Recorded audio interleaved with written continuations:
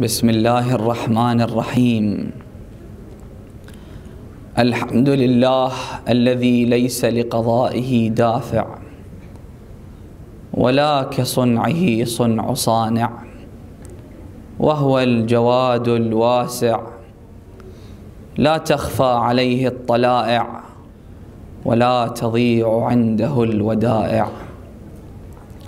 والصلاة والسلام على سيد الأنام وحبيب الملك العلام أبي القاسم محمد، اللهم صل على محمد وآل محمد وعجل فرجهم والعن عداهم، وعلى أهل بيته الطيبين الطاهرين المعصومين المكرمين المظلومين، سيما بقية الله في الأرضين وحجته على الخلائق أجمعين، الحجة ابن الحسن فداه أرواح العالمين.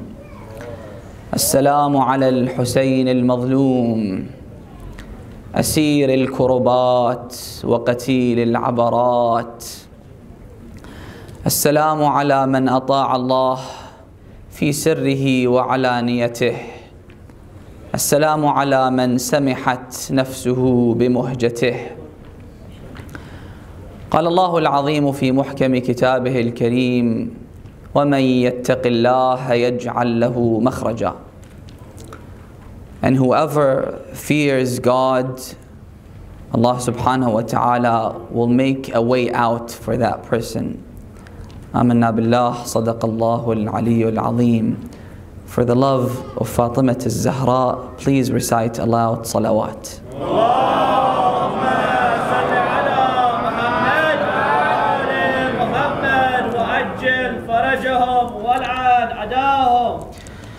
I simply cannot emphasize enough on the fact that Ashura has no parallel in history. And I say this with utmost confidence. It has no parallel in every sense.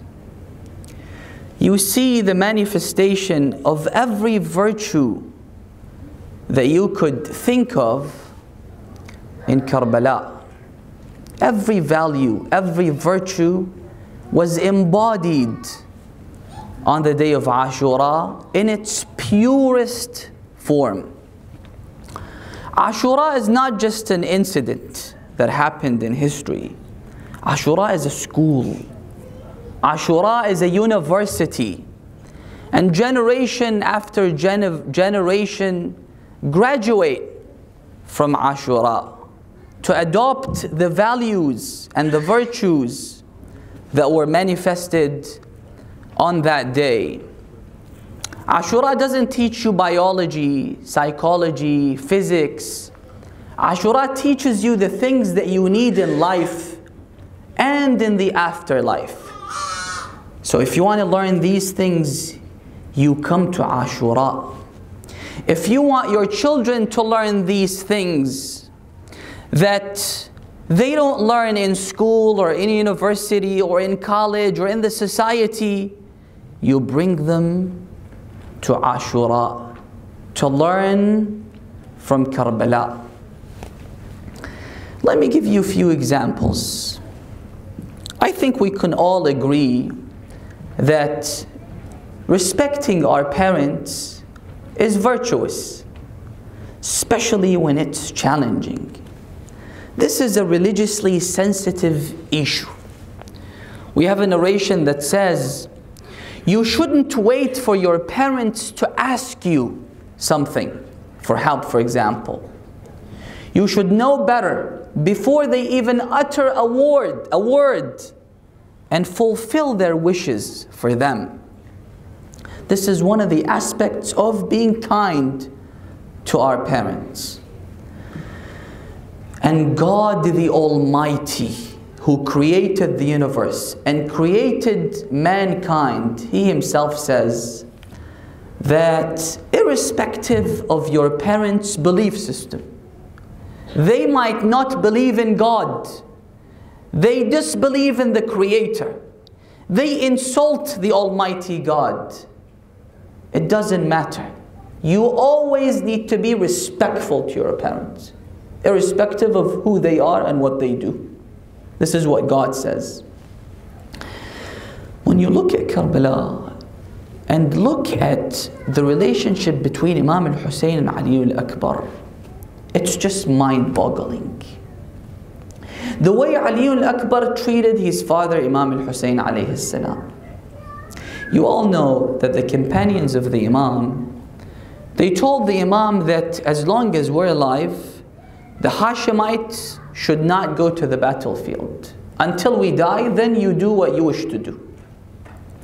So when the last companion of Imam al-Hussein was killed, it was now the turn for the Hashemites to go to the battlefield. Who would volunteer to go and get killed? The first person to go to the Imam and ask permission to go to the battlefield was none other than Ali al-Akbar. Ali al-Akbar was Imam al-Hussein's personal sacrifice. So the Imam, Ali al-Akbar, didn't want to wait for the Imam to ask him to go to the battlefield. He would volunteer. He would come to the Imam, and although the Imam, anyone that came to ask permission to go to the battlefield, the Imam would reluctantly agree. But with Ali al-Akbar, the moment he came, the Imam embraced him and he gave him permission to go to the battlefield. And now here, Ali al-Akbar isn't helping his dad carry something. He's not just making his dad happy in supporting him financially. He's giving his life to his father, Abu Abdullah, in defense of his father, Abu Abdullah al-Hussein. He goes to the battlefield. He fights. They strike him with swords. He falls on the ground. When he falls on the ground, he calls out his father. He doesn't say, "Dad, come to my rescue. Dad, come and help me." He said, "Abba, don't worry about me." He tries to alleviate some of the pressure that was placed on the heart of the Imam. The Imam was anguished. He was thinking, my son was killed while he was thirsty, right? So his son says to him, "Abba, don't worry about me. My grandfather Rasulullah quenched my thirst before I died." The hadith says that if you smile in the face of your father, your mother, this is a form of worship, as if you're going to Hajj, performing tawaf around the Kaaba. And if, God forbid, you frown in their face, the hadith is not saying to insult your father, to yell at your mother. The hadith is saying just frowning in the face of your father or mother will invalidate your prayers. Allah will not accept your prayers, because this is a sensitive issue. And look at how this virtue was manifested on the day of Ashura. Let's look at another example. We all know that it's virtuous to stand up for your brother, to help your brothers. And now the Quran uses the word brother in a broader sense. The Quran says, إِنَّمَا الْمُؤْمِنُونَ إِخْوَةٌ. I'm not talking about your siblings. We're talking about your brothers in faith. This includes everyone sitting in this hall. All the people that share the same faith. They have so many rights over you. If they are in need of help, they don't need to tell you. You have to find out that they are in need of help. Whether it's financial or otherwise, you have to go and help them.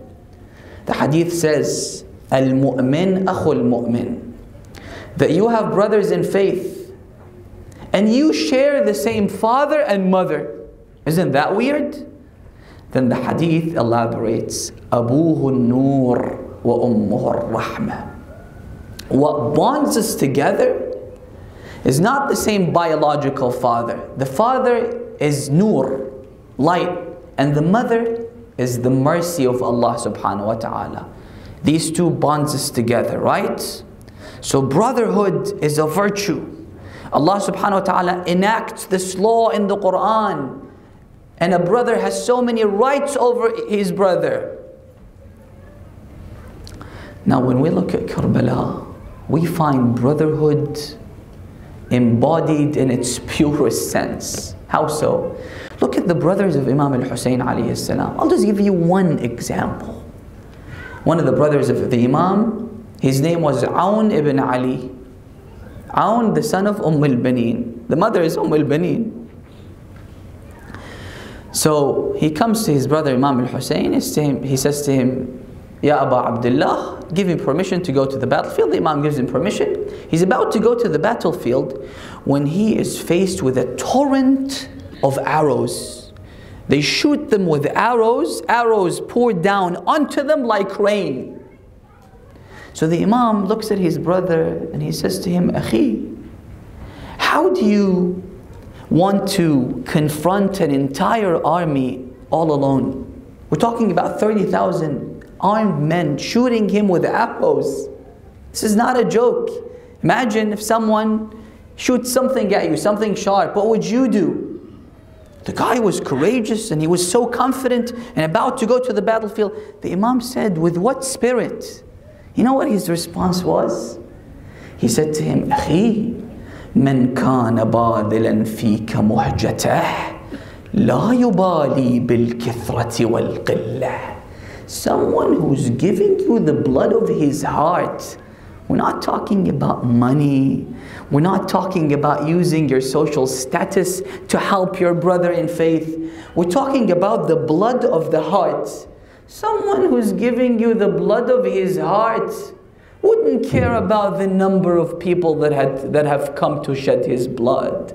Whether they're 30,000 or 300,000 or 300 million soldiers. I don't really care about their number.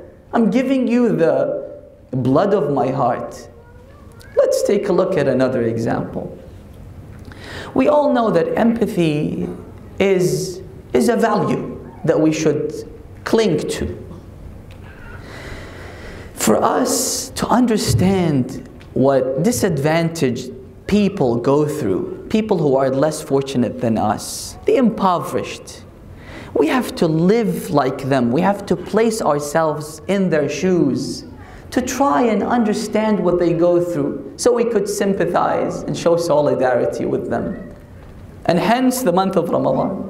The hadith says one of the reasons why Allah subhanahu wa ta'ala prescribed fasting upon us is so that we feel, we experience what poor people, hundreds of millions of people, that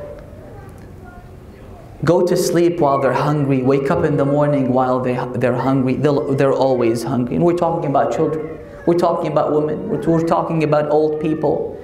So you fast, so you experience what they experience, so that you show empathy, so that you would help them, right? This is why God prescribed the month of Ramadan upon us. Now this is a value. This is a virtue. Abu al-Fadl al-Abbas took this virtue to a whole new level when he spilled the water back in the river. Hussein is still thirsty while I am quenching my thirst. In a society rampant with selfishness, being selfless is a virtue. Or let me give you another example. We all know generosity is a virtue. The hadith says that a generous person is close to Allah subhanahu wa ta'ala, close to the Jannah, to paradise, while a stingy person is not close to God, is not close to the Jannah. We have a hadith that the Samiri, the guy who created that rift within the Israelites, Allah subhanahu wa ta'ala criticizes him in the Quran. When Musa came to punish him, Allah subhanahu wa ta'ala said, don't punish him. Why? Because he's a generous person. Because of his generosity. Now the Arabs, they have this phrase. When they want to say someone is very generous, they say he gives with both of his hands. He uses both of his hands to give. Now we've heard in history, there were people that used both of their hands to give. But have you ever heard in history that a person gave both of his hands? Have you heard of a story like the story of Abu al-Fadl al-Abbas? No. And these are just some examples. There are millions of lessons to be learned from Ashura. And what's more amazing about this story is that this story makes these values and virtues available to the public. What do I mean? Let me give you an example in medicine. Thousands of studies have been conducted to study the benefits of turmeric. I read in an article, 15,000 studies have been conducted. One of the studies included 10,000 people. They gave them turmeric to see what the benefits of this powder is.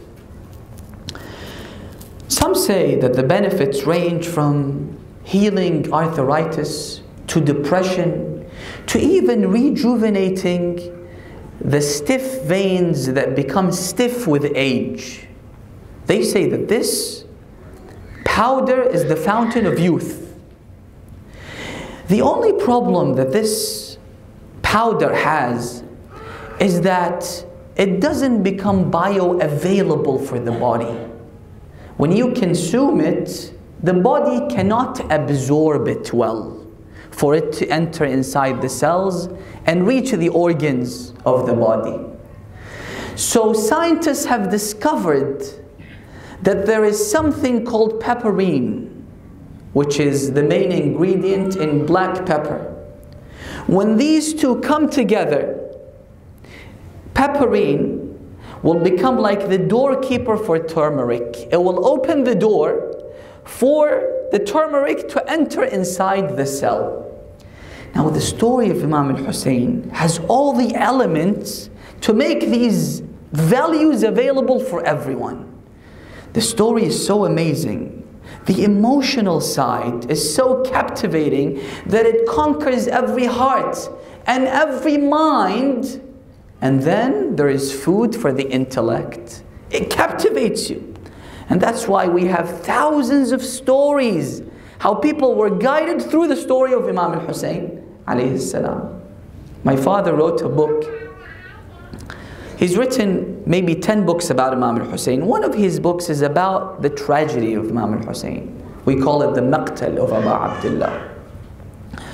One day a guy comes to my father and he says to him that my wife is not a follower of the Ahlul Bayt alayhimus salam. She doesn't follow this school of thought.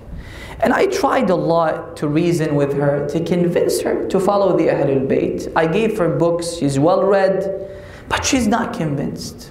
And he's a typist. So he said one day, I wanted to type your book to give it to the publisher, but I was too tired. So my wife offered to help me out and type the book instead of me. So I went to sleep. She was typing the book. Suddenly she came to me in the middle of the night, 3 a.m. She's waking me up while she is crying. I thought something might have happened to her. Did your father die? Did your mother die? She said, no, no, no. That's it, I'm convinced. I want to embrace your faith. I said, what do you mean? She said, I was typing this book that talks about the tragedy of Abu Abdullah, and you can't make these stuff up. Imam al-Hussein is genuine. His story is genuine.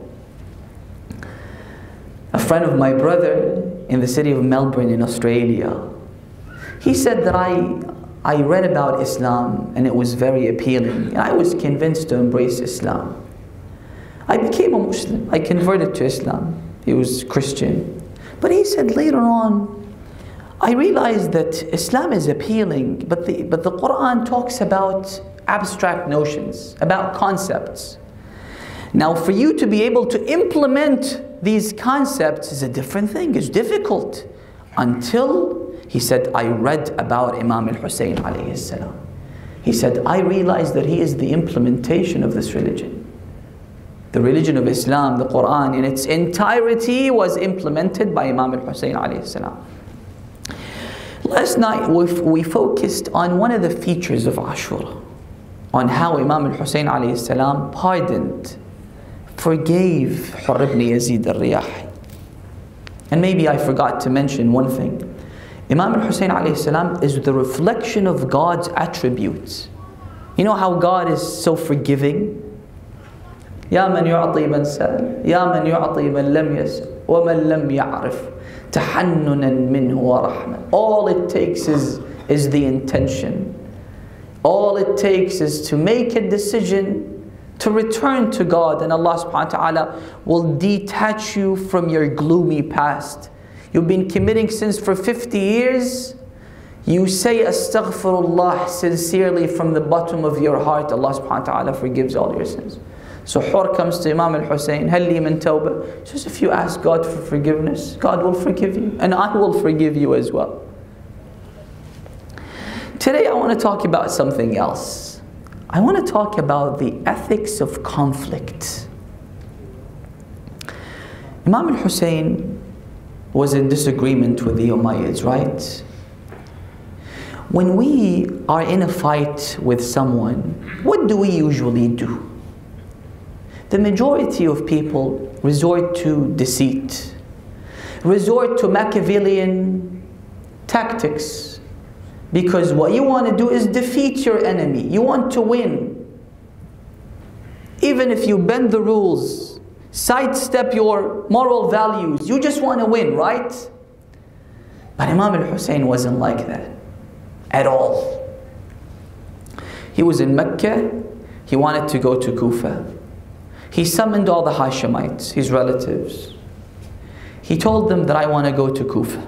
I want to revolt against the tyrant. Then the Imam said to them, من لحق بي استشهد ومن لم يلحق بي لم يبلغ الفتح. Anyone that joins me will be killed.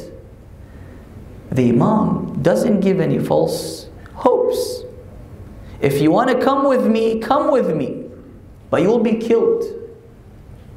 A lot of people came with the Imam. About 5,000 people from the city of Mecca. They moved with the Imam, with the caravan of the Imam, while the Imam went towards Kufa. Thinking, the majority of them, they thought that the Imam will go to Kufa, will engage in a war with the Umayyads, will establish a base in Kufa. He's got a lot of loyal followers there. He will win, they will be part of the government. But the Imam wasn't there to lure them and to deceive them. What the Imam did was, when he was in Mecca, he sent Muslim ibn Aqil to Mecca as his personal representative. So he goes to Kufa. 20,000 people give their allegiance to Muslim ibn Aqil on behalf of Imam al-Hussein alayhi salam, because he represents the Imam, right? There were people in the city of Kufa who were loyal to the Umayyads. One of them was Umar ibn Sa'd. He wrote a letter to Yazid. He told him that if you want to cement your grip on power in Kufa, then you should hire none other than Ubaydullah ibn Ziyad to come here and to cement his authority, your authority over the people, preside over them. Otherwise, your authority is shaky. Muslim ibn Aqil is here, and he's taking over the city. Ubaydullah ibn Ziyad was a 28-year-old tyrant. Yazid summons Ubaydullah. He goes to Sham, and then he appoints him as his governor in Basra and in Kufa. When he goes to Kufa, he started killing the people and spreading fear, imprisoning people. This is how he managed to take over the city. And the majority of people abandoned Muslim ibn Aqil. All of a sudden, Muslim ibn Aqil was all alone. Muslim ibn Aqil was hiding in the house of a man called Sharik ibn A'war. This man was a loyal companion of Amir al-Mu'mineen. He's got debates with Muawiyah. So Ubaydullah ibn Ziyad wanted to speak to Sharik ibn A'war so that he could win his, tell him to join him through fear, through giving him money, through buying his loyalty. So he summoned him. Sharik ibn A'war was a famous man in the city of Kufa, and he was the leader of a tribe. So he said to Ubaydullah ibn Ziyad that I am too sick, I am ill, I can't come and visit you. He said, if you're sick, I will come and visit you. Not knowing that Muslim ibn Aqil is hiding in his house, Muslim and Hani ibn Urwa. So he tells Muslim ibn Aqil that Ubaydullah wants to come and visit me. I want you to hide behind this curtain, and then when I give you a subtle hint, prepare yourself, then come and kill Ubaydullah ibn Ziyad, and you will put to rest the fitna that is brewing in the city. He's a tyrant and he deserves to be killed. Muslim ibn Aqil hides behind the curtain. Moments later, Ubaydullah ibn Ziyad with his bodyguards, they come to the house of Sharik ibn A'war. When he comes inside, perhaps his bodyguards wait outside, he's alone, he's inside the house. So he converses with Sharik ibn A'war. Then, when the time was ripe, Sharik sends a subtle message while he's talking to Muslim ibn Aqil, telling him that the time is ripe. Now it's time to come out and strike Ubaydullah ibn Ziyad with your sword and kill him. But he doesn't come out. So Sharik starts to recite a poem. ما الانتظار لسلمى أن تحيوها حيوا سليمى وحيوا من يحييها. What are you waiting for? Come and greet my guest. Come and kill this guy. But Muslim ibn Aqil doesn't do anything. He doesn't show any reaction. Ubaydullah sensed that there is something, there is a conspiracy, there is a plot against him. So he hastily goes out. When he goes out, Sharik says to Muslim ibn Aqil, Ya Muslim, you just missed a golden opportunity. This guy will kill you. Ubaydullah will eventually kill you. And he killed him. Ubaydullah killed Muslim ibn Aqil. And he will kill Imam al-Hussein alayhi salam. Why didn't you kill him? He said, because I heard my uncle Ali ibn Abi Talib say, Al-Imanu qayyad al-fatk. I cannot kill him and betray his trust. He's your guest. My faith has shackled me. Because of my iman, I have to adhere to a certain set of principles and ideals, and that's one of them. That's one of them. Muslim ibn Aqil was killed. The Imam was on his way to Kufa. He met with two people who had come from the city of Kufa. Remember, the Imam was with 5,000 people. So the Imam asks these two people about the news of Kufa. They said, should we tell you in public or in private? Because the news is not good. He said, no, I have nothing to hide from my people, from my followers. The Imam wants genuine followers, and not people that are greedy to gain material, to make material gains in this life. So they say, Ya Aba Abdullah, we left the city of Kufa while the bodies of Muslim and Hani were being dragged in the roads and the streets of Kufa. They killed your ambassador, O Aba Abdullah. So the Imam said, Inna lillahi wa inna alayhi raji'un. The majority of the people that had come with the Imam left the Imam. They abandoned the Imam. They go to Karbala. Hur was with 6,000 people. One man says to the Imam that if you want to fight, this is the time to fight. Because we're dealing with only 6,000 people, right? The Imam was with 1,000, 2,000 people. We would be able to defeat them. We have the resolve to defeat them. We can then go to Kufa and then build a base and try to take over the city. The Imam said, مَا كُنْتُ لِأَبْدَأَهُمْ بِقِتَالٍ. I would never initiate a war. And we see a pattern here. Because his father Amir al-Mu'mineen did the same thing in the battle of the Camel, the battle of Nahrawan, and the battle of Siffin. They tell the Imam, let's start the war, we'll have an advantage over them. The Imam said no. He would go speak to them, try to convince them. He himself would throw away his armor, his sword, go and talk to Talha and Zubair, try to reason with them. And then they killed one of the people that the Imam sent, and then they showered the Imam Amir al-Mu'mineen in Basra. They showered him with arrows. That's when the Imam fought back in defense All his wars were defensive. So Imam al-Hussein says that I'm not going to initiate a war. I will only fight when they start the war. Look at his adherence to his principles. On the 10th of Muharram, one man comes to the Imam before the start of the war. He said to the Imam that I hold Shimr ibn Dhil Jawshan at gunpoint. I can shoot an arrow in his heart, pierce his armor, and kill him instantly. And you know, Shimr ibn Dhil Jawshan was the one that killed Abu Abdullah. The Imam said, no, I would not start this war, ever. Imam Amir al-Mu'mineen, Ibn Muljam comes to the Imam. The Imam recites this poem, أُرِيدُ حَيَاتَهُ وَيُرِيدُ قَتْلِي. I want him to live while he wants to kill me. They say, Ya Amir al-Mu'mineen, he's going to kill you? He said, yes. They said, Ya Amir al-Mu'mineen, why don't you preemptively kill him? He said, but if he hasn't done anything against me, I can kill him. And we see this repeated in history by the Ahlul Bayt alayhimus salam. For example, when Imam al-Mu'mineen goes to the city of Siffin before the war with Muawiyah, he finds that Muawiyah's army had taken control of the Euphrates, of the banks of the river.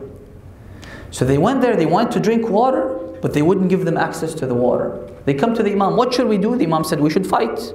Fight them off away from the river. So they fight, they go away, they gain access to the river.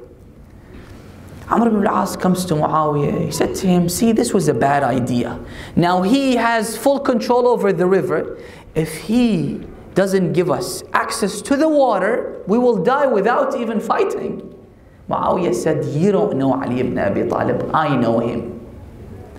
I would only resort to tactics like this. Ali wouldn't do this.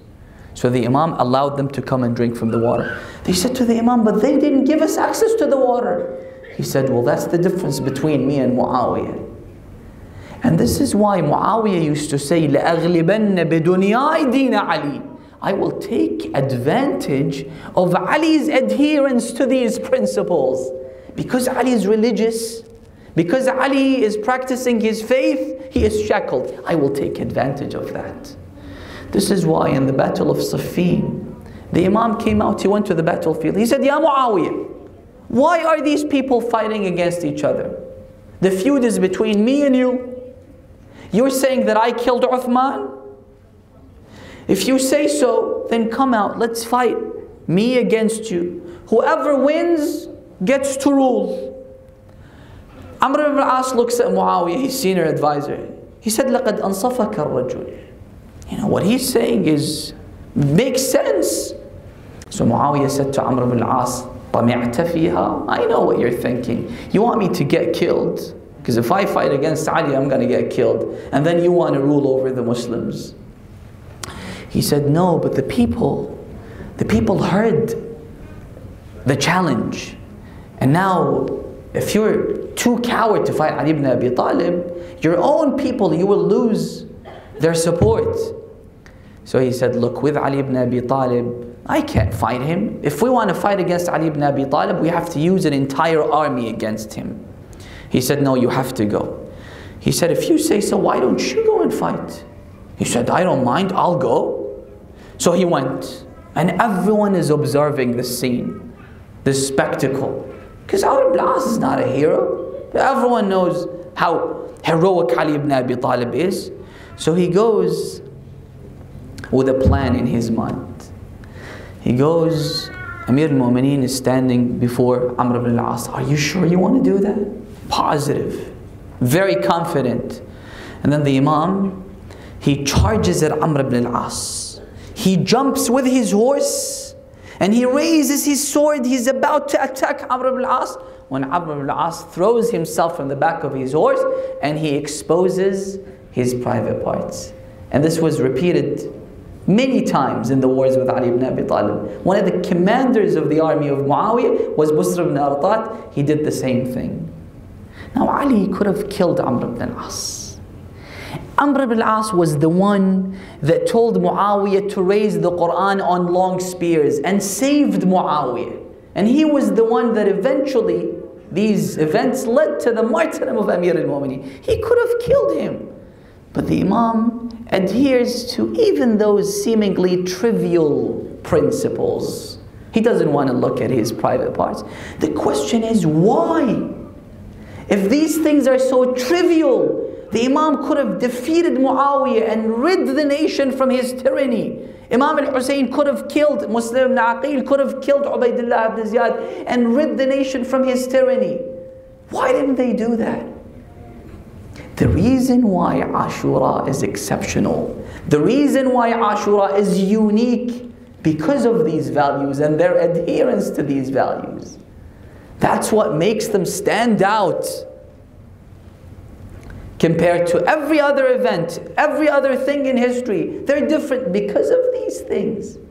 They are timeless because of these values. And the hadith says, there's more to it than meets the eye. The hadith says that if you are in a fight with someone, right? Don't resort to tactics that go against your ideals and religion. The hadith says, فَإِنَّ نَصْرَ اللَّهِ لَكْ خَيْرٌ فَإِنَّ نَصْرِ انْتِصَارِي لَكْ خَيْرٌ مِّنْ انْتِصَارِكَ لِنَفْسِكَ. Let Allah subhanahu wa ta'ala fight this war for you by holding on to these principles and values. Let me just give you a small example.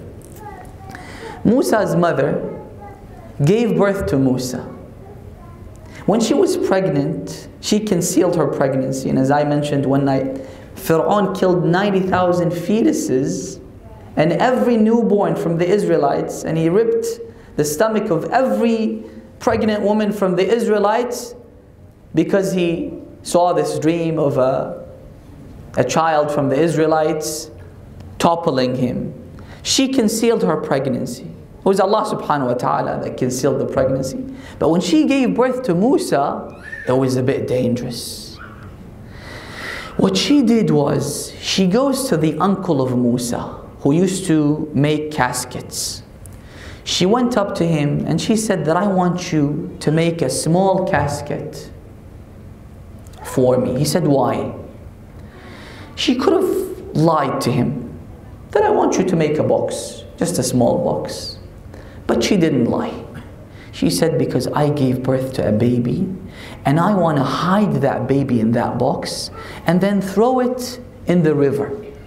Allah subhanahu wa ta'ala revealed to her, inspired to her this idea. This guy was an informant. He was from the Israelites, but because there was a prize on anyone that informs the authorities about a pregnant woman from the Israelites, he goes to the palace of Pharaoh. He goes there and he tells the guards that I have important information to tell you. So they let him in. He went inside, he sees Pharaoh. When he wants to tell him about his sister's birth, about the child, he couldn't talk. Allah subhanahu wa ta'ala, he basically couldn't speak through God's intervention. So then they kick him out. They kick him out. He tells them that, trust me, I have something important to tell you. They let him in again, but he couldn't speak, he couldn't talk. So they kick him out. Go away, you're lying. The hadith says that if the mother of Moses had lied to her brother, Allah subhanahu wa ta'ala would have left the plan, would have left the things up to her. You deal with it. You try to hide the baby. But since she relied on Allah subhanahu wa ta'ala and did not cross this red line with respect to saying the truth, Allah subhanahu wa ta'ala said, you know what? I'll take care of him. I'll take care of everything. Musa goes to the palace of Pharaoh and he is raised by Pharaoh himself. He receives the royal treatment. The same way Abu Dharr responded when he was asked, where is the Prophet? He said, I'm hiding the Prophet in the bag that I am carrying. So they laughed, thinking that he was joking, but he was carrying the Prophet. النجاة بالصدق. The hadith says that always be truthful. Say the truth, even when you think that this will be used against you. It will be in your best interest. That's what the hadith says. Allah will take care of everything. Allah is in charge of everything. Sallallahu alayka ya mawla ya Aba Abdullah. Sallallahu alayka ya ibn Rasulillah.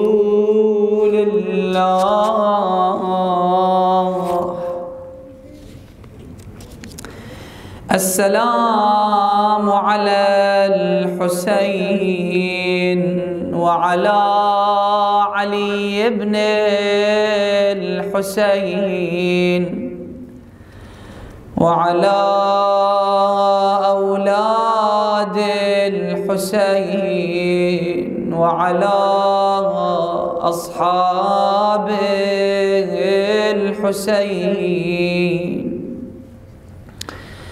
آمدی بابا ببین مشتاق دیدارم هنوز. خلق خوابیدند و من از هجر بیدارم هنوز. بارها جان دادم از هجرت وفایم را ببین. مصیبت حضرت رقیه است امشب. بارها جان دادم از هجرت وفایم را ببین. باز در هنگام وصلت جان به لب دارم هنوز. شمر سیلی بر رخم زد تا نگویم نام تو. هر بار گریه می کردن سیلی می خوردن. لیک باشد نام نیکوی تو گفتارم هنوز. یک شب از اشتر فتادم بس که زجرم داد زجر.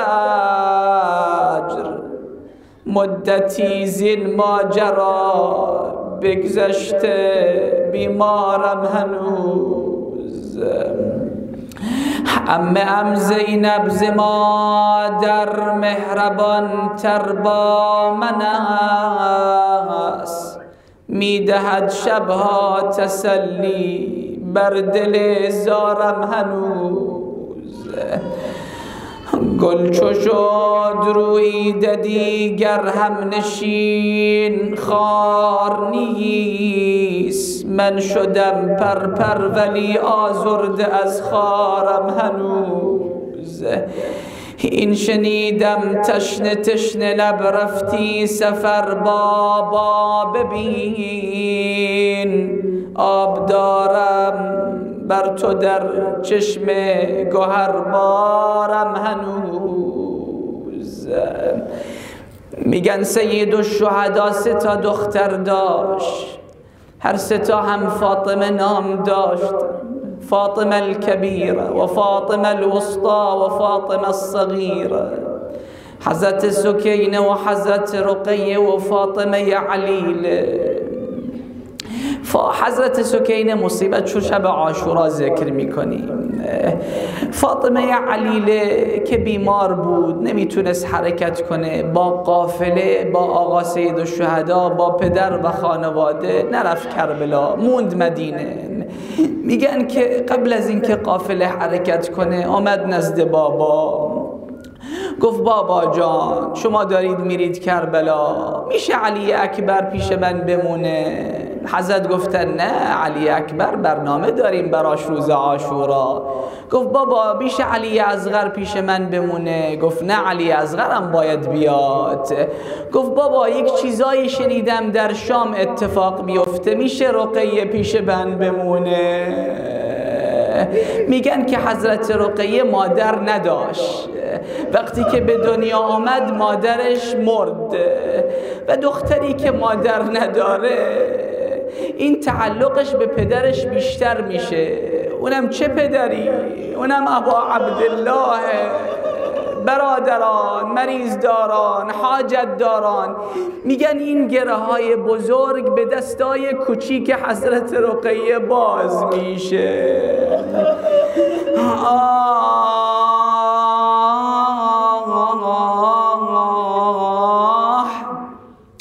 بیدار میشه، گریه میکنه، هم گرسنشه، هم تشنشه، هم بدنش کبوده.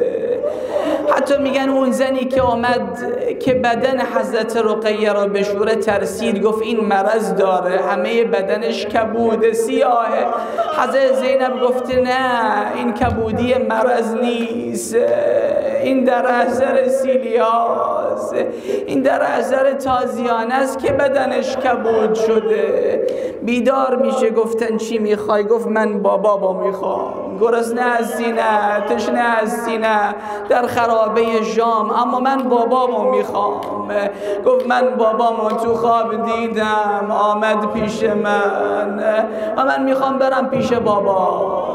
طفل 3 ساله نفهمید چی شد. روز عاشورا یزید از خواب بیدار میشه. چی میخواد؟ این دختر حسین باباشو میخواد. گفت سر باباشو ببرید.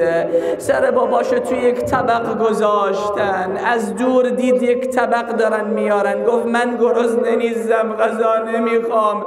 گرسنه بود اما گفت من غذا نمیخوام. آمدن سر طبق رو برداشتن، سر بابا رو دید، سر را در بغل گرفت. بابا، معمولا سر دختر باید در بغل بابا باشه، نه برعکس. اینجا سر بابا در بغله. ابا من الذی ایتمنی علی صغر سنی. چرا پیشونیت شکسته بابا؟ چرا لبات اینجوری بابا؟ چرا محاسن سفیدت خونی بابا؟ بابا جان، از من نپرس چرا گوشت پاره است، از من نپرس گوشوارت کجاست، منم نمیپرسم انگشترت کجاست. بابا، گوشه خرابمون خوش اومدی، آب یتیمان چه عجب تو سر زدی. گوشه خراب مهمونی شده، بابا جون لبات چرا خونی شده. همه میگفت که بابات رفته سفر، حالا که تو اومدی منو ببر. بعدن بچه آروم شد. تعجب کردن چه عجب بچه آروم شد. یهو امام زین العابدین فرمودن عم زینب احمل الرأس فإنها والله قد ماتت. سر از بغل رقیه بگیر، رقیه جان داد. لا حول ولا قوة إلا بالله العلي العظيم والعاقبة للمتقين.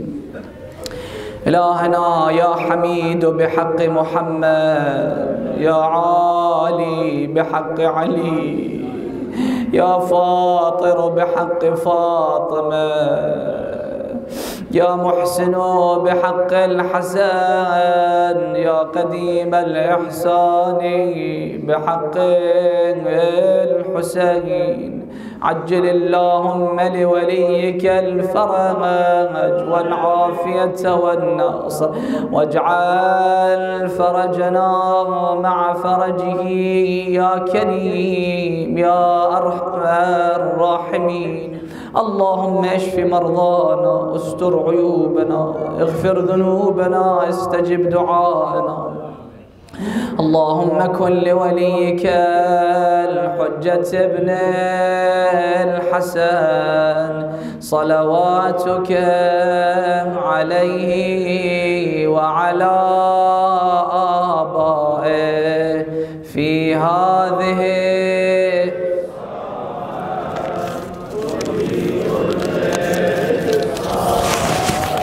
وليا وحافظا وقائدا ودليلا